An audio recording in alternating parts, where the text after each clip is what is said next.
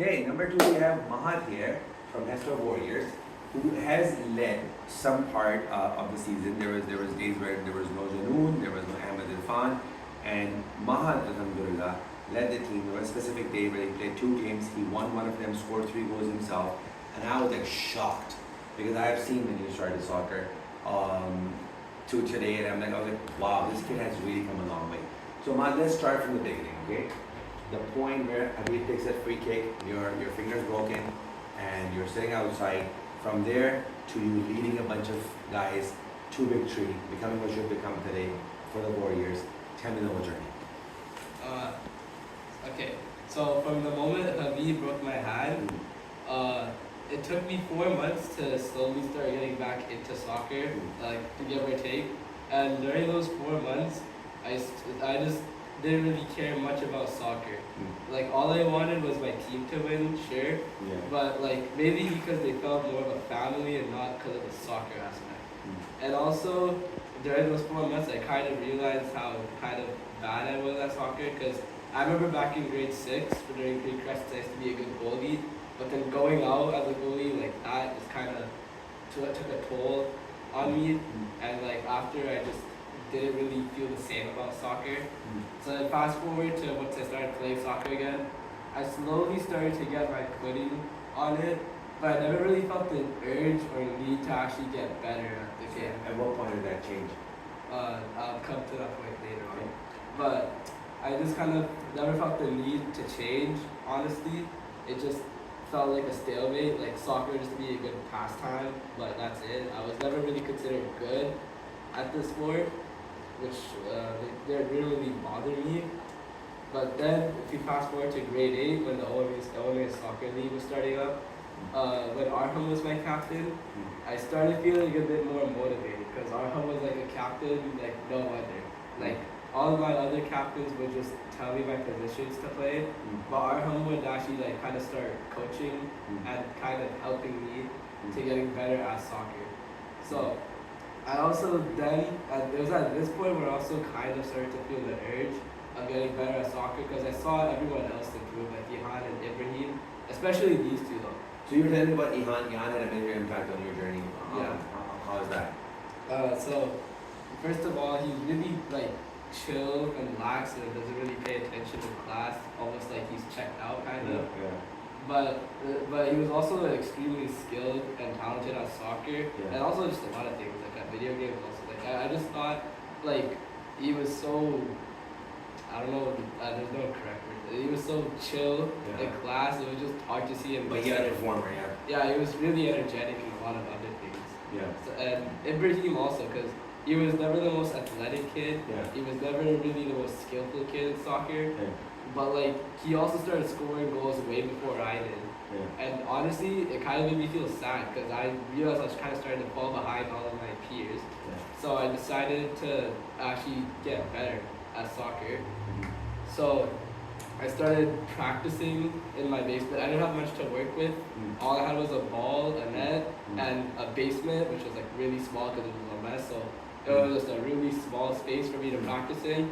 I practiced my shots, but still every time I tried implementing it into real life, I still wouldn't get anywhere.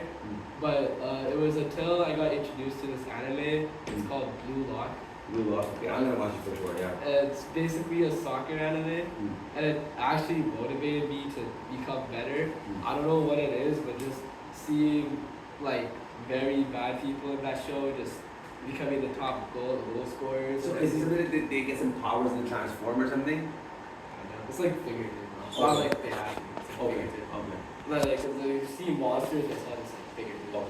So, yeah, it just kind of motivated me, and I also started making like a bunch of jokes about it. Like, you might have overheard us joking about how you ever play soccer with your life on the line. That was coming from the show. Yeah. So, yeah, it kind of motivated me to become better. And every time I just play soccer, I just think about like the scenes from that show, like in your mind. Yeah, like entering the flow state or whatever. Flow state for sure. Yeah. I think you did got in that flow state during this season last winter when Ahmed Irfan went for his trip for Umrah in Dubai, and that's where you scored that first goal, right? Yeah. Tell me about that. That How's something? Okay, so this kind of all the credit here goes to my Yellow Diamonds team. Mhm. Yellow Diamonds is an amazing team. I was Yeah. really lucky to get paired up with Ahmed and Arham Yeah. as captains. Yeah.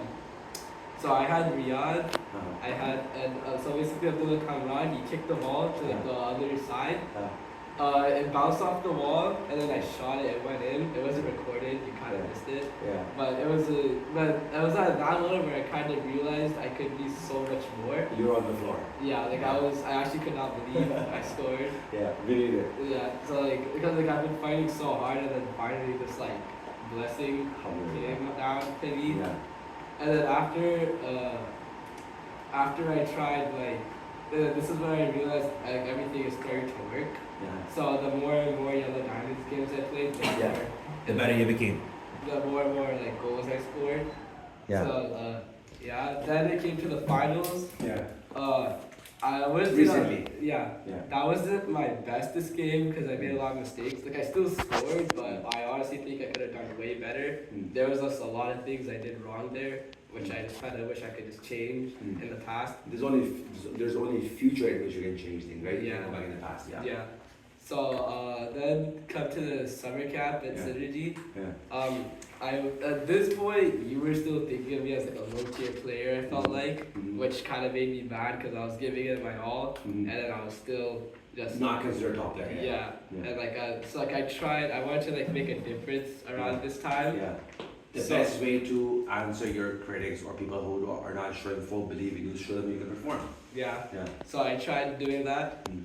The first few games weren't exactly my best as I couldn't really get used to the team like at all. Mm. But then later I started to find my footing. I started scoring more goals. Mm. I started assisting more goals, Mm. and everything was going smooth Mm. until that day where Zaloon came on. Mhm. And I thought, if I'm being completely honest here, I thought Zaloon would be a really good like blessing for us. Mhm. But I actually just cannot play with him for my life. Mhm. He's just way too. I can't keep up with him. Yeah. He doesn't. Like I don't mean to talk bad about him or anything. He doesn't believe in making plays. Yeah, he doesn't Yeah. believe in teamwork or anything. Whereas like Ahmad is more like a person who makes plays. Like in Blue Lock, there's this term called egoist, which like everyone tries to we all become. have it. Yeah, that's just the moon, Mm. basically. Mm. So But I think he's trying to change that a lot. yeah, he's trying to change it. He's but, going like, against his own mindset that he's had his entire soccer life, right? So he's trying very hard to change that. But it's still like when you're playing with him, when you play with Ahmad, he's consistently, no matter what the situation of the game is, he believes in making plays and that empowers everybody else around him, right? Yeah, But it's just but a in good tough thing. situations, they don't take all responsibility on him and tries to make it happen, right? Yeah, and the problem is when both Ahmed and Zanoon are on, like, sure, like, Zanoon by himself is like, oh, like, okay, I can still somewhat manage, but when they're both on, I just feel like I don't have any room to, like, shine. Like, yesterday I couldn't do anything because they were both on. But I will tell you one thing. Yesterday, because I played as well as goalie, right? For me, the biggest fear was you, because I'm like, if somehow I can control Ahmad and find the rule, because my strategy is like always go on the open guy, right? And they don't really play by those rules. They can shoot from whenever they want. They don't go by like they're gonna come all the way and then make the play. They can shoot everything. I mean, if I can somehow defend these two, then Mahal I would say yesterday is the moment where I truly realized that Mahal's also a threat I gotta worry about. Okay, so I'm telling you this right now. Mahal, let's the conversation off the field a little bit and talk about how does soccer impact kids in the classroom. You've been through the whole leadership program, you've been through Women's Soccer League, and now Synergy. How does soccer impact education? Johan was the best example, I'd say, because I remember in like grade 6, I genuinely didn't even notice if he was in the class or not. Mm-hmm. But like after soccer, he kind of started to answer a little bit. Like he's still numb in a sense, but like you could at least kind of see he's trying to understand. Like everyone's more motivated. I think it's just a really good way to like motivate people in the class and stuff. Tell me more about it. Like me, for example, like I remember on Monday, like this week, I was usually I was feeling a little bit sick, and my dad was like, maybe you should take a day off from synergy. I said no, I still want to go. I was like motivated to go because I wanted to like show up for my team. So it just kind of gives motivation. Also, kind of gives you a good sense of like men fighting together. Bonding, yeah. Yeah, I wouldn't say mom mentality, but Yeah. something Coming together as a a more group. nicer way mom mentality. Okay. You could say. How much of a difference does it make if we were playing soccer here every day for the last 6 weeks, randomly just picking teams and playing a bunch of games, versus actually calling them your Thunders, your Bulls, jerseys, and we're not going to change players no matter what happens. Even if I have to play, I'm going to play as a floater, and I can play, Yusha can play, but we're not going to switch players. How important is the structure of the sports? I don't know if I can really say this, but I describe it as like the Quran competitions from OMA. No one would show up. Everyone would just think it's soccer fun time. It'd be similar to this thing I know called Friday soccer. I'd say it's just not like it's just there if your parents want like the kids to like actually go out or something. It's more recreation. Yeah, more recreational and also it's just like those sports practices where just they don't keep scores and whatnot. Like I think you told us once about like your son who goes to baseball practice and like they don't like keep track of scores and you got really mad. So I feel like it should be like that kind of. Yeah. So structure is very important. Yeah, structure is like very important. I'd say. Okay. Last question. If you could add a few more things to, let's say, OMA, or if I start some sort of a school or organization, what more would you add to this sort of sporting structure? To be fair, I think it's already pretty good. You've done basically all you could. I'm not gonna say anything crazy like turf fields or anything. I don't have. No, cause like I know. So you're saying equipment? Yeah, just equipment overall, really. Nothing else really. I think it's already good enough as is. How about diversity of sports? I think there's too much emphasis on soccer only.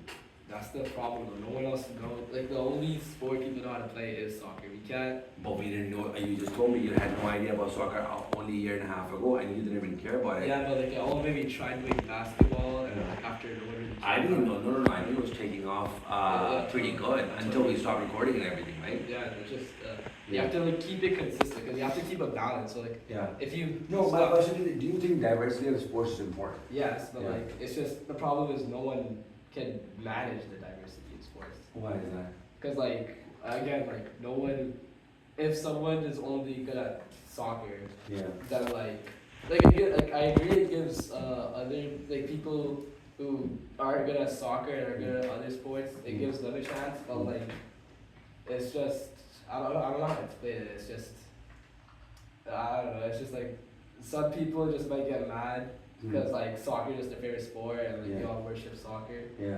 So I don't know. I just feel like most people won't be happy with it. Yeah. But I do agree that diversity of sports is very important. Okay, Maha, thank you very much. I think this conversation will go on for a bit more, but we were going to do short 1 minute interviews. Mashallah, you were a lot more than a 1 minute interview. Thank you so much. Wish you all the best at Benny's and for life in the future.